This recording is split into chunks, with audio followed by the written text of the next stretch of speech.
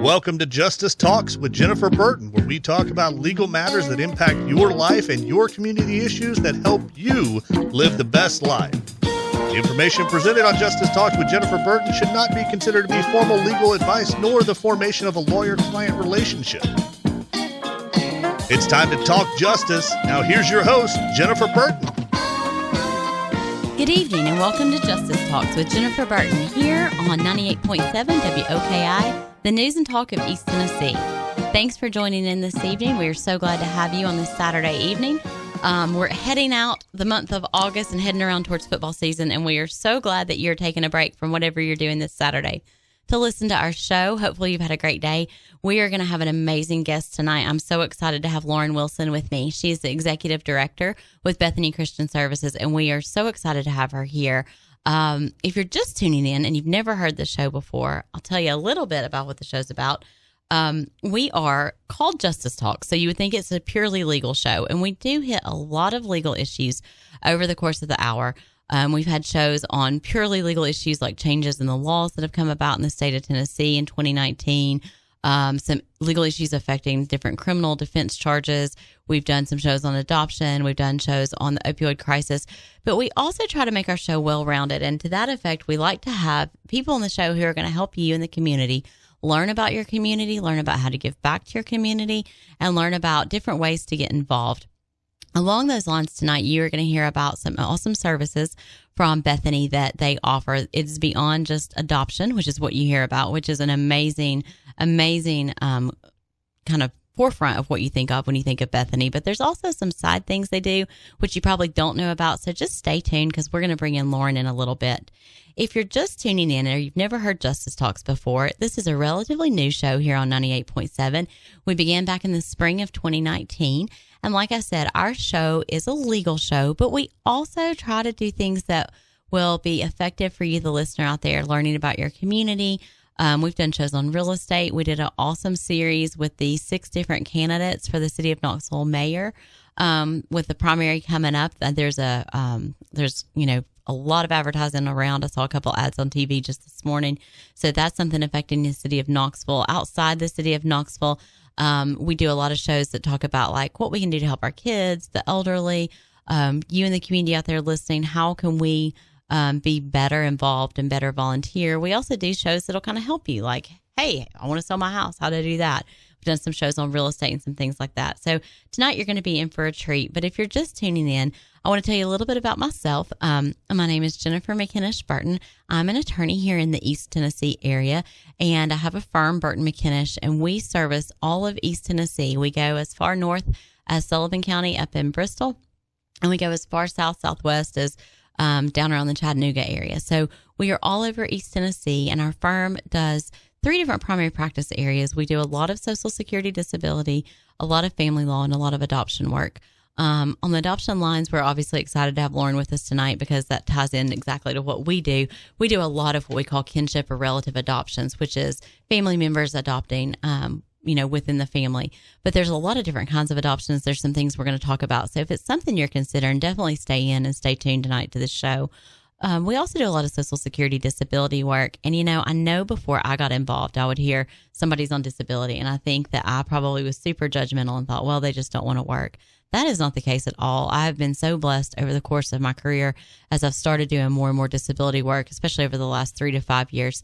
To see that these are a lot of people just like you and me. They're out there, they're hardworking, and then they come up on either a mental health issue that arises or a physical problem that arises that prevents them from working. I don't think any of us, when we wake up healthy at the age of 21 or 22, think, hey, I'm going to not be working before I turn 65. But sometimes that happens out there. And so we handle Social Security disability law, and we help walk you through the process, explain it to you. We're there every step of the way, and it's just been a great experience for me. I started out primarily doing domestic relations, which is family law, adoptions, child custody, divorces, that sort of thing. And so kind of parlayed into doing Social Security disability law, which I have found to be a great fit just because I love working with people and I love helping families. And so any kind of law that kind of lends itself to that, that's what our firm tends to do.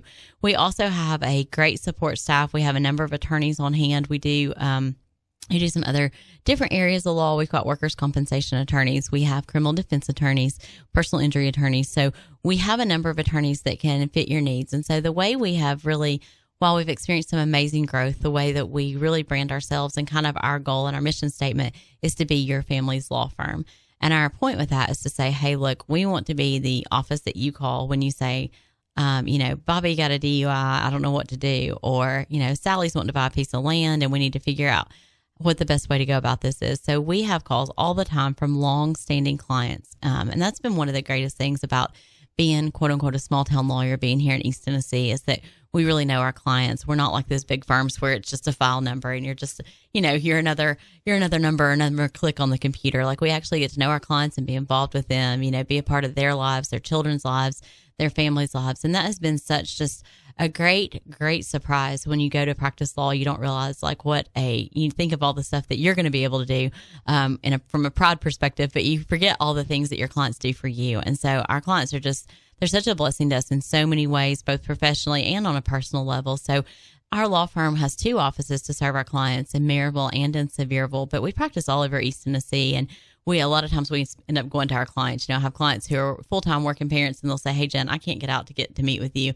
so we can Skype them in, or we can call them and do phone conferences and be creative. And technology in 2019, though I'm kind of slow, the firm is not. So we have a lot of great assets that we're able to use now so that we can be with our clients and be super accessible to our clients 24 hours a day. So we just feel really fortunate. So if you have any legal needs, go to myradiolawyer.com, or you can call our firm at 865-233-1105. And just give us a call. We do free consultations. Even if you say, hey, Jen, look, I need some end of life planning documents. I don't have a will. I don't have a power of attorney. While I don't do that directly, we have attorneys in our office that do. So come in and let us help you out. As far as myself personally, I am a mom of 2 amazing kids, and we are obviously in the back to school mode right now. So there's been a lot of supply buying, and we're on that great schedule early in the school year. We'll see how long it lasts. It's so funny. I always laugh when I pack my kids' lunches, because it starts out in August and it's so healthy and fruit and everything's cut up. It looks like a bento box. And then, by about December, it ends up being like whatever Lunchable you can grab. So, we're still in the early stages of the school year, and those are across Knox County. I know started back this past week. And so, it's just a fun time of year. It's an exciting time of year. It's a busy time of year. So if you're out there listening, thanks for taking a break to listen to us. We really appreciate it. As for me personally, like I said, I'm a mom.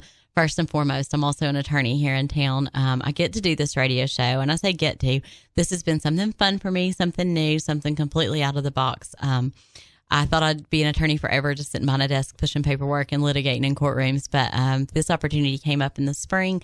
The station they didn't have really a legal show per se. And so I had filled in on a couple of other shows. And so I was approached and said, hey, we've got this opportunity. Do you want to slide in here? So it's been super fun. And I always joke, if you've listened before, it kind of fills my sports journalism dream, that pipe dream that I had back in the day when I thought, I'd be on the sidelines for the Vols. So it kind of gives me a little bit of taste of something different on a weekly basis. So really love doing that. And one of the things that has been unexpected about the show is getting to meet so many awesome people here in Knoxville. We are called the volunteer community, and I'm getting to see that so much. Every week I meet awesome people just from different areas and different walks of life and different backgrounds. And Knoxville just has so much to offer. East Tennessee has so much to offer. So I've been here since 1998. I took a brief stint and went over to West Tennessee to get my law degree, and then came back to East Tennessee, and have been back since 2006. And I love living here. I love seeing the mountains every day, and it's just a great place to raise a family.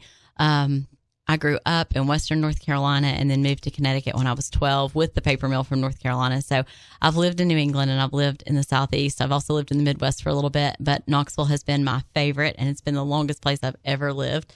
And I just love it. There's so much. There's, suburbia out in West Knoxville. There's some trendiness going on downtown, which is so fun. There's a lot of vibrancy growing over on South Knoxville. I lived there for a couple of years, and South Knoxville has really just come alive in the last year or two with Suttrie's Landing and some of the new stuff going on down there. So it's super fun to be a part of Knoxville and everything that's going on, and you, the listener, are a part of that. So I'm so excited to be a part of the show, and so excited to have you guys here. I want to talk just a little bit tonight about Lauren Wilson. She is going to be joining me in just a few minutes, and she is the executive director at Bethany Christian Services. She has been there for almost 13 years. She has a Bachelor of Art in Psychology and also has her Master in Science work from University of Tennessee. So she is a fellow Vol. I always love it when we have Big Orange on the station. I will try not to get into football and all the but it's so hard right now because I know they're practicing, and man, you can almost smell it. It's right around the corner. August, I think, is the longest month, just waiting for football season to kick off. But Lauren's here with us tonight. She's worked at Bethany Christian Services for a long time. She's held positions in different areas of their office that we're going to talk about: pregnancy counseling, adoption specialist, church engagement. Currently, she is the executive branch director, and she oversees their operations for their East Tennessee programs. So we are coming up on a break, and when we come back, we are going to get to talk to Lauren, and I'm so excited to have her here. We've talked off air a little bit. I think you guys are going to enjoy meeting with Lauren and just hearing from her and hearing what Bethany does in the area. So don't go away, because after we come back, we'll be joined by Lauren Wilson with Bethany Christian Services. Again, you're listening to Justice Talks here on News Talk 98.7 WOKI. We'll be right back.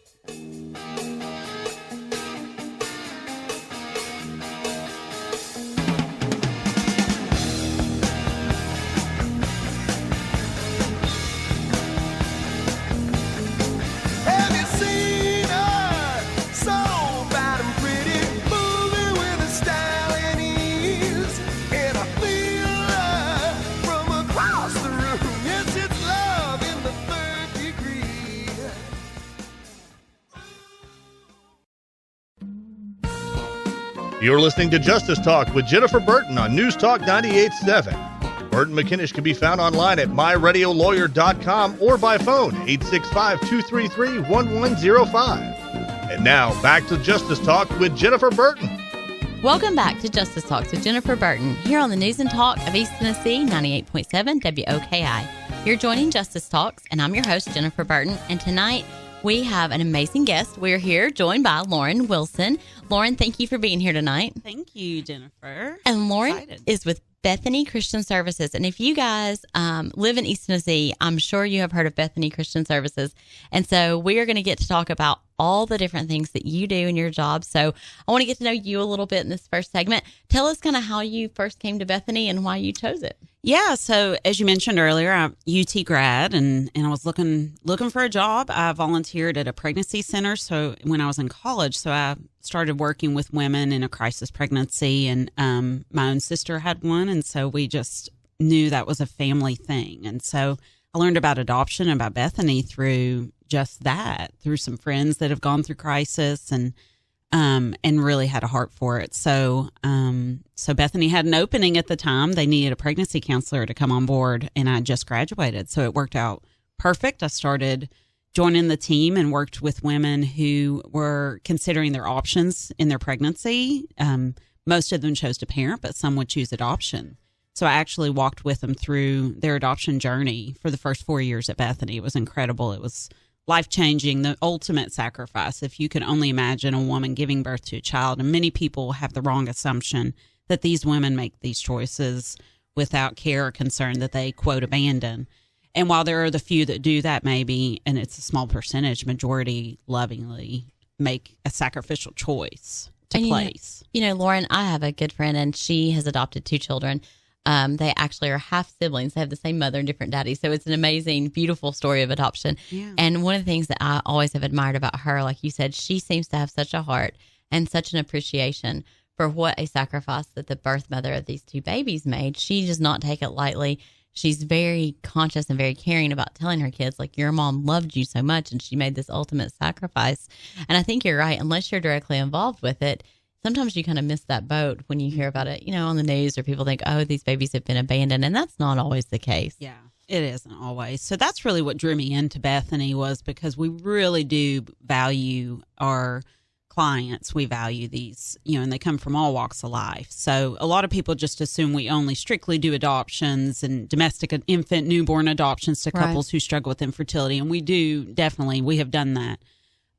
But we also do so many other things like the counseling to these women, and it's free. They never have to pay a dime. And so it's cool. Tell me a little bit about, because obviously I want to talk about the adoption practice, and we do it, like we said, we do a lot of adoptions. Our adoptions tend to mostly be, we've done a few private adoptions, but most of our adoptions tend to be out of the opioid crisis, and it's kinship relative adoptions where aunt or grandma is raising children and biological parents just can't stay clean or get clean.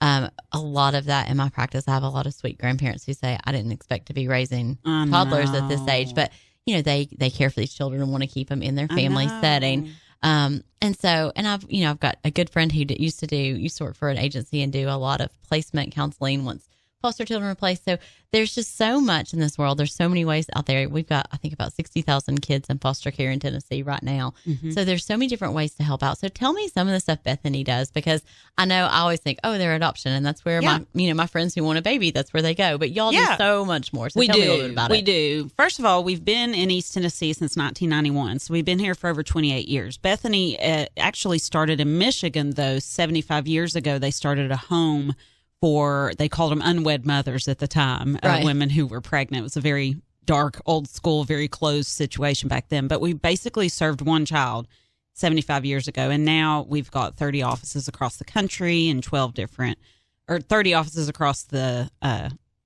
U.S. and also 12 countries that we serve. And so it's a global nonprofit organization, and people don't realize it's bigger than even just Knoxville or East Tennessee and what we do here. Right. So it's pretty incredible the impact that we make. But here in East Tennessee, we do private. We're a private nonprofit. So we focus on domestic adoption, and that's mostly newborns, but we also do place older children. We've placed a child privately who's 14. We've placed a 2-year-old, a set of twins, a 6-year-old, a sibling group of 4. We've had some very unique situations come up, and we provide services to those families, and they're all voluntary placements. So none of the work that we do isn't something that it's a voluntary from the birth parents or the relatives. Right. So. And if you're out there listening, there's a difference. Like you hear, and we've had shows we've had Department of Children's Services guests and so forth where, terminate, and this is where a little bit of the legal show comes in. There's a difference between a voluntary surrender or consenting to an adoption if you have a relative adoption versus your parental rights being terminated by the court and then an adoption occurring. And the process looks a lot different in my experience. And there's been a new change in the open adoption laws here in Tennessee. Sure. Just effective July 1st. So there's been some changes where there's some more options for birth parents, I think, now than there have ever been, that say, look, I want to have this baby, but I can't raise this child. So there's a lot of options. So if anybody out there is listening and you're a mom and you're pregnant and you're really not knowing what to do, I would urge you to call Bethany Christian Services, because like you said, you can counsel, and a lot of people decide to parent, but it's overwhelming at first, especially I think for younger mothers or mothers that are, don't have the support system, don't have a huge support system in place. Oh yeah. Majority of the pregnant women who do come to us for counseling, it is because they have a low support system, or they're scared to tell their families, or the potential father of the child, there is a tenuous situation or not a good relationship. So we are skilled in those scary, chaotic moments to really comfort and provide planning to those women. And it's all no pressure involved. They can come to us one time. They can call us one time. It's all confidential. We don't call anyone. We're not going to call their mom if they're 16 even. I mean, they can call us no matter what age. So that's a big part of our services is the pregnancy counseling program too. And so that's obviously connected with the domestic adoption. Sure. There are some women, we work with about 60 or so women a year who are pregnant in our East Tennessee office, and only about 10 to 13% of those women place for adoption. So a majority are choosing to parent, and we support and applaud that. And that's, we want women to make very life affirming decisions if they can. And so we're good with that result too. So after that, if they decide to parent, do you guys do any follow up? Is there any counseling? Because I know a lot of the debate, and I don't want to get too political here, but I've seen a lot of stuff on social media that's like, okay, you're pro-life, but what happens when the life gets here? And so I know a lot of what I see, especially in my lower economic clientele, is that they just financially, there's so much stress when they have a child, and if they don't have any family support for whatever reason. So what kind of support do you guys offer once the baby gets here, once the child's been born? So once the child is here, most of what we can provide is counseling and referrals and connections. So we've got some great partnerships with local ministries, local resources, local programs that do some more long-term support. But also, this will tie in perfectly to one of the most amazing programs that we have at Bethany that is a little secret gem. It's called Safe Families for Children. Safe Families for Children was actually started in Chicago years ago, and it is a program where we basically give the answer to your question of what are you going to do to help these families? Sure. So Safe Families provides temporary hosting to families who are in a crisis. Majority of the families who come to us, and this can be single parent families, it can be a grandparent raising a grandkid, it can be anyone. And they come to us for support and services if they are homeless or, you already spoke into the opiate crisis we're struggling with in our area. Majority of the calls we get for Safe Families are related to the drug epidemic. It's a grandparent that has a grandkid and they're terminally ill now. And they're like, I have no one to watch my child. Or their only option would be place that child in foster care. It's really sad. So we actually will voluntarily, there's no cost, there's no charge. We do screening of all our host families. They're volunteer host families. We're a faith-based agency. Right. It's a big part of who we are, Bethany Christian Services. So Safe Families is a faith-based ministry. So we actually go into the local churches and partner with them, and we ask them to be volunteers, and they will screen. We'll screen these families, and they will temporarily take these children in to provide a safe space. And, I think that's such an amazing, and that's something I didn't even know about. I know about respite care because of the church I'm involved with. We have some families that do respite care. And if you don't know what that is, if you're a foster family and you just need a break for a weekend or a night, or, you can have respite care, which is basically another family to love on your foster child. So you can just take a break, or let's say if you need to, be out of state or do something, that sort of thing. So, and I knew about that, but I did not know about this Safe Family program, which sounds amazing. So, and it's free. So it's out there if you're struggling. This is maybe a place where, because, you have children, and the whole goal is that, if our community is helping out, then we don't have to have the government as involved. We don't have to have the legal system as involved, because, I can speak to just from doing a lot of work where DCS is involved. They do a great job, but they're overworked. There's too many. I have amazing case managers, but, there are so many, there's more than they can say grace over most days. So if we can step up as a community, that is awesome, and kind of get ahead of some of these issues and be proactive. So, we are coming up on a hard break, but don't go away, because when we come back, we are going to continue talking with Lauren here on News Talk 98.7 with Justice Talks. And we cannot wait to come back and just continue our conversation a little bit.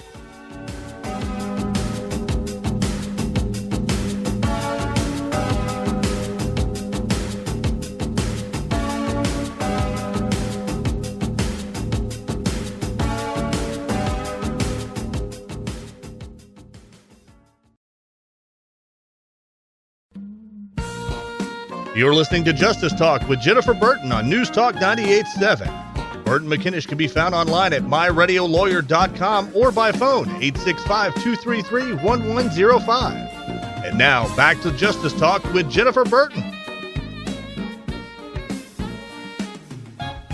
Welcome back to Justice Talks with Jennifer Burton here on the News and Talk of East Tennessee, News Talk 98.7 WOKI. If you're just tuning in, we're here tonight with Lauren Wilson. She's the Executive Director of Bethany Christian Services.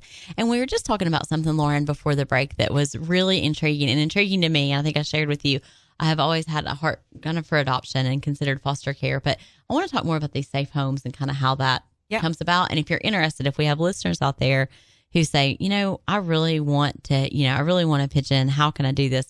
Tell me a little bit more about it. Sure. So Safe Families is where we have a situation. We'll have a single parent call us, and a more common example of what we're getting is that she needs to go into a drug rehabilitation program. Mm-hmm. And the problem a lot of times with the opiate epidemic, a lot of these people who are struggling with drugs, they live in a community, they raised in a family where they're surrounded by the drug epidemic, and there's no safe place for their kids to go while they go into rehab or while they're trying to really better themselves and seek some treatment. So if they have no one else, who are they going to call? I can call my, I have, family, friends, dozens of people. If that happened, I'd have a backup. These are people who truly have no one to call, and it's a terrible place to be. But that's where that's our goal, is to step in and bridge that gap where how can we bring in the church, which is who we recruit and train to be volunteer host homes? So it's not foster care, Right. but it is very similar in the way we train.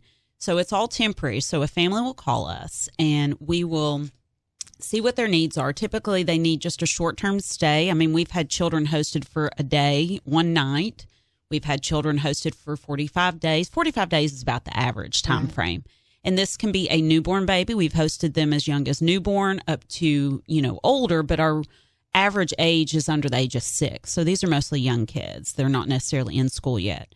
And so they will come to us and we'll place these children into these volunteer homes, and it's voluntary from the family's perspective. They just sign a POA, basically, Right. a power of attorney, for us to provide care. Healthcare, if they need to go to the doctor, get an ear infection, that sort of thing. But no one's signing their rights or anything. The foster care system is not technically involved. They may actually, DCS does give us a lot of referrals and will call us to provide this service to these families, actually. That's what I was going to say, because Lauren, I've had a lot of families say, we don't really know what to do, but we don't want to get the department involved, because once you get the Department of Children's Services involved, they have, and they do a great job and they've got a great service, but they have statutes and regulations that they have to follow and timelines they have to follow. And sometimes you get in the court system and you can't get out. Yep. And so I've had a lot of cases where somebody will call me and say, look, we've got this child. And I do a lot of like you said, I do a lot of power of attorneys. That's essentially where we'll say, okay, we're going to place this child with aunt while mom's in rehab until mom gets better. But this is not signing rights over. Exactly. And a lot of times these moms and dads are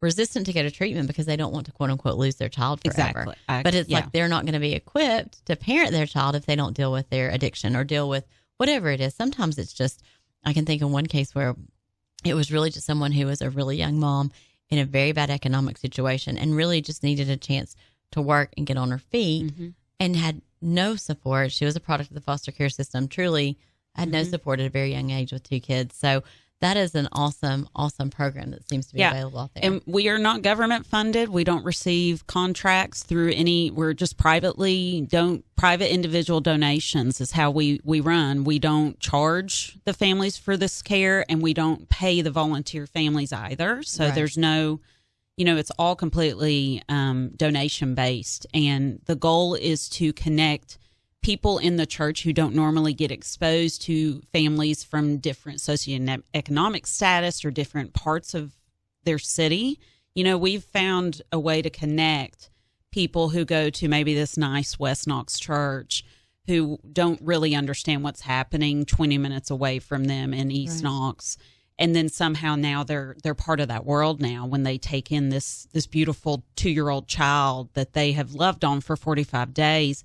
They end up actually mentoring this young mom or whoever the parent is, the guardian. And the goal is for them to be a mentor so that once the child is sent back or received back into their biological family, they can stay bonded maybe with this volunteer family. So we have a lot of families who continue respite care separate from us. We're not even involved at that point, and they have this communication. So that's really the goal, is to connect people with mentors, to connect these families really struggling because they're stuck in their own world of addiction and their world of poverty. And those aren't all necessarily bad things, this area they live in, but they need some more different support. So that's the goal of it, really. Which is really good, because I know a lot, and obviously in my practice, but between the Social Security disability and doing family law, which does include, DCS work and some juvenile work, I see a lot of addiction issues. And what I see a lot happen is I have someone who will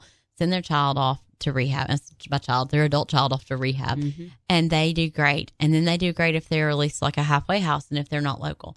But the second they get back local and they're back with the same set of friends in the same environment, it is really tough to stay sober. And I know just in that city of Knoxville, the mayoral series that we've done here on the show, a lot of what we've talked about is the housing initiative and saying, okay, people come out of rehab, they're usually coming out and they have no money or little money because they've not been working. And if they're not from an affluent family, then what are they going to do? How are they going to get started? They end up back on the same street. So it's like trying to get housing or get placement. Yeah. So it sounds like Bethany is doing a service to say, okay, let's address this problem too, so that we get like a good a good starting block for somebody who is freshly sober, or somebody who is like just starting out and needs a little bit of help. And what's really cool, speaking into that, is because once we started this program, we've started it since for the past 6 years, we've had over 1,300 hostings, and that's in Knoxville alone. So that's 1,300 children, in essence, who didn't have to go into foster care and had some kind of support provided. So the numbers are incredible, but it also shows what the need is. I was going to say there is such a need. And if you've ever been to juvenile court in Knox County, Sevier County, Blount County, any of our surrounding counties, if you've ever been to juvenile court on a dependency and neglect day, it will break your heart. The court systems are full. They are packed to the gills with people families and children who need support. Yeah. So Bethany, it's awesome to see you guys triage in such a huge need here in the community. I mean, we're trying, it's kind of just responding to what's coming. And part of it too, something we do because we are faith-based, we were getting so many calls from certain drug rehabilitation centers. There's one in particular in Knoxville. It's one of the few in the country called Great Starts. It's a Helen Ross McNabb program. And they provide residential housing for women struggling who are pregnant or have just had a young child, and they let them live there with their children. But they need a lot of respite, too, because they're in a current active treatment. And when they graduate, we were noticing that same trend you said, where they were going back into the same environment. So we actually we do a weekly life support skills group and a Bible study for them every week. And we go in, and when they graduate, we basically help partner with McNabb to help them find housing. And we get all these volunteers that we had to start. We got a guy to help us store stuff because we got so many people donating items for these women to get into safe apartments and have a place for their kids.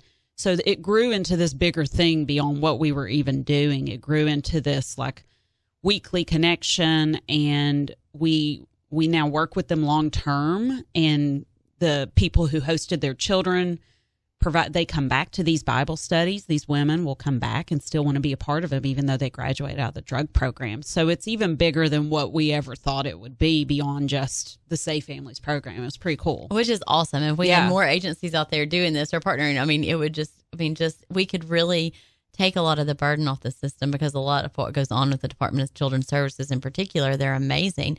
But there's just the volume, the sheer volume. It's the volume. I mean, there's no way to keep up with it on and serve every need that you need to serve. The children's needs, the parents' needs, the extended family. Because a lot of times once you're in that situation, you've got issues within the extended family, that are rooting. So that's just amazing that you guys are able to do something so awesome and so impactful in the community, because every child you help stay clean and help have a good start, I mean, they're going to come back and give back to their community, which is what we want here in East Tennessee. So that's an exciting program. What else do you guys offer besides the Safe Family? Yeah, so besides Safe Families, we also have different options with adoption. So we do newborn or older child adoption, but we also have international adoption, and we also do foster care adoption, which is a unique part of what we do. We actually, families can come to us and be approved, have an approved home study, and be matched with a child. And they can be matched in Tennessee or in other states. We just had a family come home with 6 kids from South Dakota, a Native American reservation. Which is exciting. They're exciting. You may see them out in town at some point when you see this very large group of children. But the family's done a great job, and they came to us specifically to adopt. And if you apply, the preference is for you, if you're going to do foster care, the DCS prefers people to come and do fostering. It's a temporary thing. The goal is permanency with the family, and we support that. But there are over 100,000 children across the country who are ready to be adopted out of foster care, just kind of waiting for a family. Lauren, we're going to finish up when we come back in the fourth segment talking about this here on the News and Talk of East Tennessee, 98.7 WOKI. Like I said, we always start last time.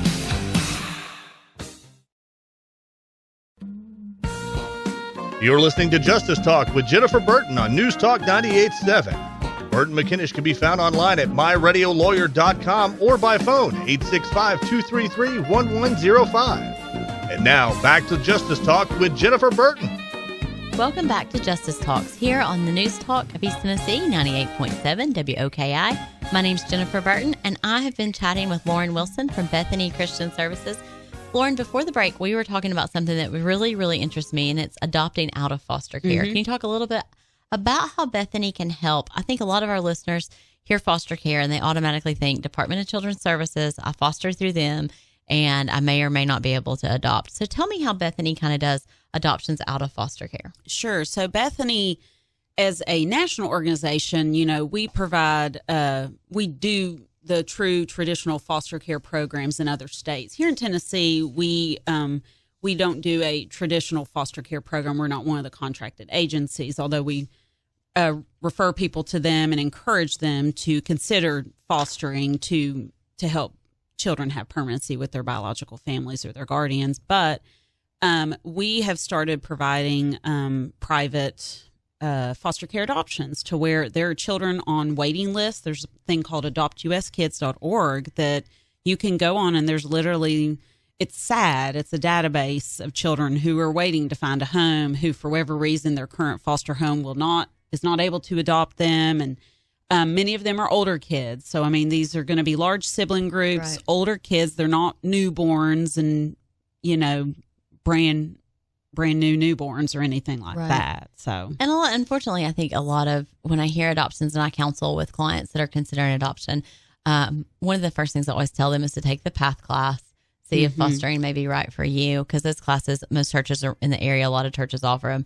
And then once you get into the foster care system, I talk to them about what are their goals with adoption and what are they really need to prayerfully consider what they can emotionally and psychologically handle. Do they, have some potential clients who say, I have to have a newborn. It has to be a newborn. I have some who are a little bit better equipped. I tend to find the ones that are more willing to take older children tend to already have children, biological children of their own. And so I think maybe they're a little bit more seasoned and say, okay, I know what I'm getting into. Even though I think when you adopt out of the foster care system, you never know exactly what you're getting into. You don't know how your home's going to be blessed, but it's definitely going to change the dynamics of your home. So how hard is it for you guys to place older sibling, out of the foster care? It is one of the hardest things because, and I understand why people are concerned about that. People, it is all of our human need and desire to want to help a child at a young age. There's even research that supports that you attach easier to a child under the age of 9 months, that it's much harder the older they are to even bond as an adoptive parent or a foster parent. And it's just because of their age and you don't have that history with them. So I understand why people don't necessarily, it's not their first choice. But what I've personally found in the teenagers or older children that we have placed for adoption, there is such a gift they bring, though, at the same time. That's something that people don't think about. They are so resilient. And I think people fear that they're going to have all these major issues, that they're going to hurt me. They're going to hurt my biological kids. They're going to, are they going to be violent? Are they going to act out? And while I fully can acknowledge there are children that do that, who are in the system, but there are children who don't, who do with the proper help. If you're adopting older children, there's lots of support services that these children will get through therapy and support groups. So there's a lot of protective factors we can put in there to make it the best scenario it can be. But I've personally found that these children are amazing and can be very successful in life. Sometimes they do more amazing things than I think my own sons could ever do because they have really lived and seen hard things. Man, what great leaders could they be one day, knowing that they can survive a lot. Yeah. And I think that's something that all families should have in their home and consider.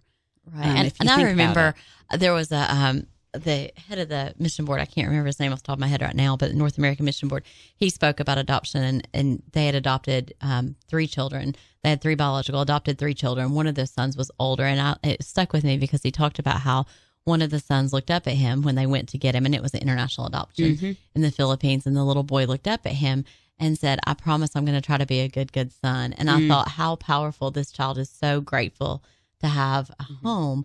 And so just it's obviously a unique and different than adopting a newborn, but something, if you're out there listening, go to that database and consider being a home for a child in need, or a child that just needs to be loved and needs some support. What other kinds of, I know you do international adoptions. Let's talk about that. Are they on the rise? Are they on the decline? They're on the decline. Yeah, international adoption, unfortunately, is on the decline. It really peaked 5 to 6 years ago. And then there's many, we could have an hour-long show just specifically about why it's declined. Right. But the facts and the numbers across all adoption agencies across the globe, it's not just happening through American adoptive families, it's everywhere. They are dropping drastically. And I know a lot of countries, just from the work that I do, I know a lot of countries have really tightened up the accessibility to adopt children, like China really tightened down. Yes. Some of the former Soviet bloc countries, they really tightened their restrictions on adoptions. And so that has kind of changed the dynamics of how easy it is to adopt. And I think there's a cost prohibitiveness sometimes to a lot of these families. It can be very costly. It can be very costly. And travel is hard for some people. They make, some countries require you to stay in country for 6 weeks to 3 months. Oh, I had a client travel to a Central American country, and they had to spend, originally it was supposed to be 90 days. They ended up being there almost 6 months. And that is a huge burden when most families live paycheck to paycheck or need 2 working parents or at least 1 working parent. So it kind of changes that. Let's talk about cost a little bit about as far as Bethany. Yeah. When my clients come and say, and I say, let's go to Bethany and work through them.